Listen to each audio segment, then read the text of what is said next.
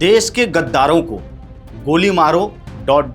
ये नारा आपके जहन में जब आपने सुना अभी तो आपको कुछ याद आया? थोड़ा जोर डालिए, आपको ज़रूर याद आएगा। और अगर नहीं याद आ रहा है तो मैं आपको बता देता हूँ कि ये नारा कथित तौर पर बीजेपी के नेता के द्वारा दिया गया था। कब? साल था 2020। दिल्ली में विधानसभा चुनाव हो रहे थे। उसी समय सीए और एनआरसी को लेकर के पूरे देश भर में धरना प्रदर्शन हो रहे थे। दिल्ली में भी हो रहे थे, शाहीन बाग में धरना प्रदर्शन हो रहा था, बड़े पैमाने पर धरना प्रदर्शन हुआ था।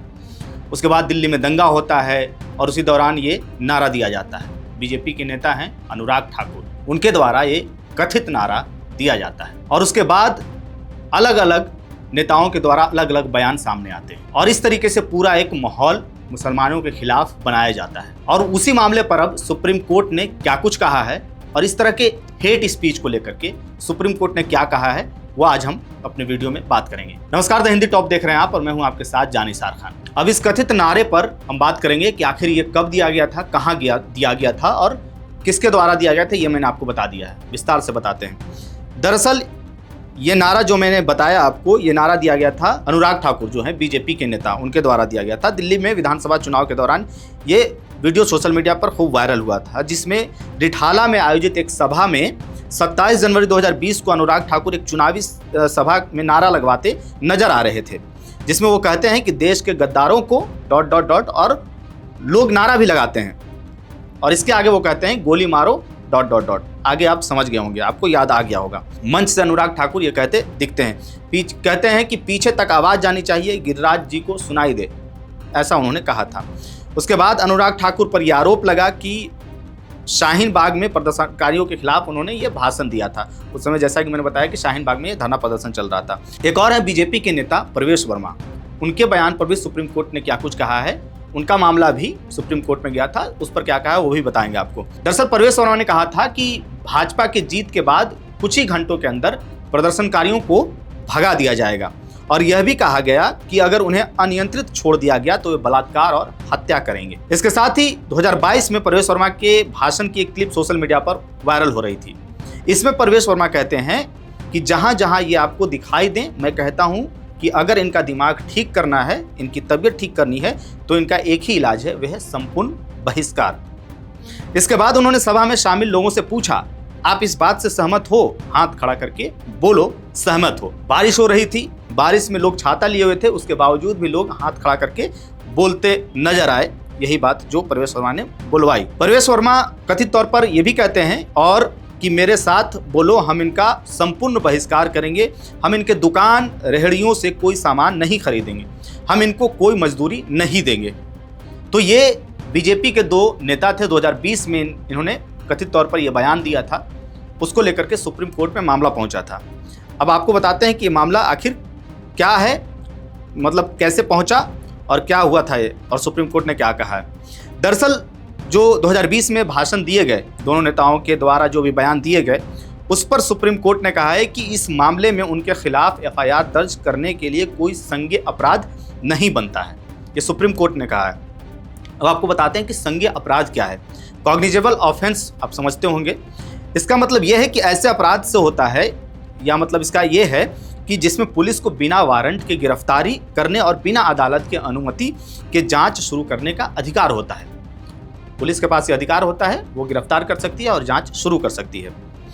अब आपको बताते हैं कि जो इनके भाषण दिए गए थे उनमें जो दर्ज हुई थी शिकायत, वो क्या था।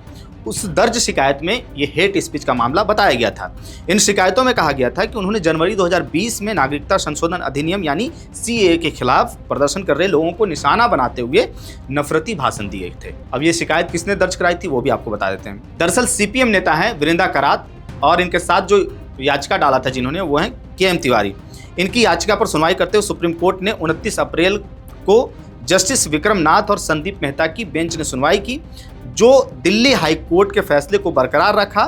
हाई कोर्ट ने आपको बता दें कहा था कि बीजेपी नेताओं के बयान ना तो सांप्रदायिक हिंसा भड़काते हैं और ना ही सार्वजनिक अव्यवस्था पैदा करते हैं, ऐसा दिल्ली हाई कोर्ट ने कहा था। और उसी पर अब सुप्रीम कोर्ट ने उसी फैसले को बरकरार रखा है और जो मैंने आपको बताया कि सुप्रीम कोर्ट ने कहा कि संज्ञेय अपराध में नहीं आता है एफआईआर दर्ज करना। लाइव लॉ एक पोर्टल है जो इस तरह की खबरों को रिपोर्ट करती है। उसके मुताबिक क्या कुछ कहा गया सुप्रीम कोर्ट ने वो भी आपको बताते हैं। उन्होंने रिपोर्ट किया है लाइव लॉ ने कि रिकॉर्ड पर मौजूद सामग्री में कथित भाषण 26 जनवरी 2020 की स्टेटस रिपोर्ट और निचली अदालतों के तर्क शामिल हैं। इन पर सावधानीपूर्वक विचार करने के बाद हम इस निष्कर्ष से सहमत हैं कि इस मामले में कोई संज्ञेय अपराध बनता ही नहीं है, ऐसा सुप्रीम कोर्ट ने कहा है।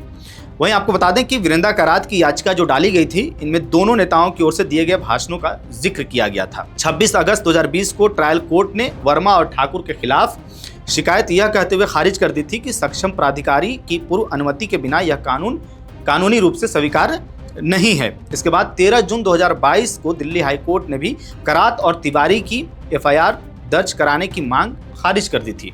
तो बेसिकली ये था कि एक याचिका डाली गई थी FIR दर्ज कराने के लिए इन दोनों नेताओं के खिलाफ, क्योंकि इन्होंने इस तरह के बयान दिए थे, भाषणों में अपनी बात रखी थी, जो मैंने बताई आपको।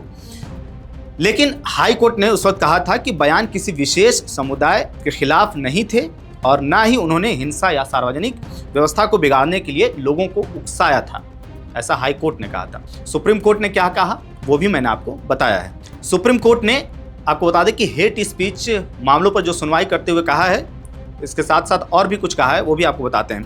हेट स्पीच से जुड़ी याचिकाओं पर सुनवाई करते हुए सुप्रीम कोर्ट ने कहा है कि हेट स्पीच से जुड़े मुद्दे बंधुता और संवैधानिक व्यवस्था को प्रभावित करते हैं।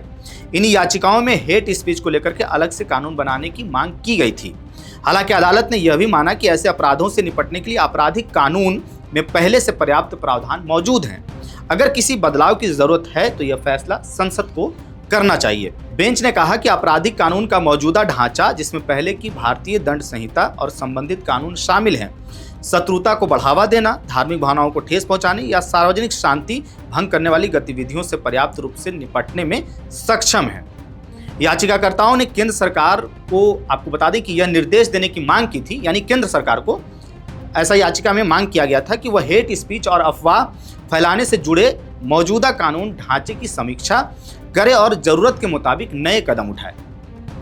ऐसा मांग किया गया था, जिस पर सुप्रीम कोर्ट ने क्या कुछ कहा है वो भी मैंने आपको बताया है। और इस तरह के मामले पर जब हाई कोर्ट ने जो कहा उसी को बरकरार रखते हुए सुप्रीम कोर्ट ने भी इस मामले पर अपनी बात रखी है और कहा है कि ये संज्ञेय अपराध नहीं है। अब जरा आपको बताते हैं कि 2025 में हेट स्पीच के मामले कितने बढ़े हैं और कितने किस राज्य से आए हैं जो टॉप पर हैं। दरअसल 2025 में 1318 घटनाएं हेट स्पीच के दर्ज हुए हैं और सबसे ज़्यादा जो घटनाएं आई हैं वो है उत्तर प्रदेश से। उत्तर प्रदेश में आपको बता दें कि 266 ऐसी घटनाएं आई हैं जिसमें हेट स्पीच का मामला दर्ज किया गया है। फिर है महाराष्ट्र, जहां 193 केस आए हैं।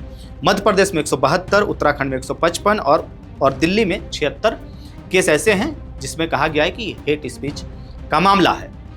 अब आप सोचिए कि जब सुप्रीम कोर्ट ने कहा कि इस तरह के प्रावधान मौजूद हैं और इस तरह की कार्रवाई होनी चाहिए, जैसा कि प्रावधान मौजूद है सुप्रीम कोर्ट ने कहा, लेकिन उसके बावजूद भी हेट स्पीच का मामला नहीं रुक रहा है। लगातार अलग अलग जगहों से आप आए दिन सुनते होंगे सोशल मीडिया पर कि अलग अलग लोगों के द्वारा एक समुदाय के खिलाफ बयान दिए जाते हैं, निशाने पर रखा जाता है।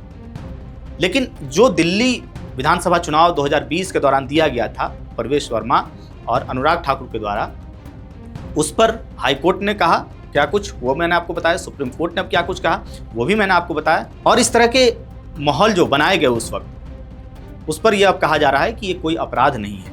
अब आप सोचिए कि इस तरह की भाषा का अगर इस्तेमाल करने के बाद भी कोर्ट की तरफ से ये बयान आता है, ये फैसला सुनाया जाता है कि ये कोई संज्ञेय अपराध नहीं है, तो आखिर आम आदमी क्या सोचता है इस पर कि क्या ये एक नफरती भाषण नहीं था, क्या ये हेट स्पीच नहीं था? इस पूरे मामले पर आप क्या सोचते हैं? आपको क्या लगता है कि ये हेट स्पीच का मामला था और सुप्रीम कोर्ट ने जो कुछ कहा क्या वो सही है, या फिर जो हाई कोर्ट ने कहा था उस पर आप क्या सोचते हैं? सुप्रीम कोर्ट की टिप्पणी पर क्या सोचते हैं? अपनी राय हमें कमेंट बॉक्स में जरूर बताइएगा। मेरा नाम है जानिसार खान, आप देख रहे हैं हिंदी टॉप। वीडियो अच्छी लगे तो चैनल को सब्सक्राइब कीजिएगा और हमें इंस्टा, फेसबुक और एक्स पर भी फॉलो कीजिएगा।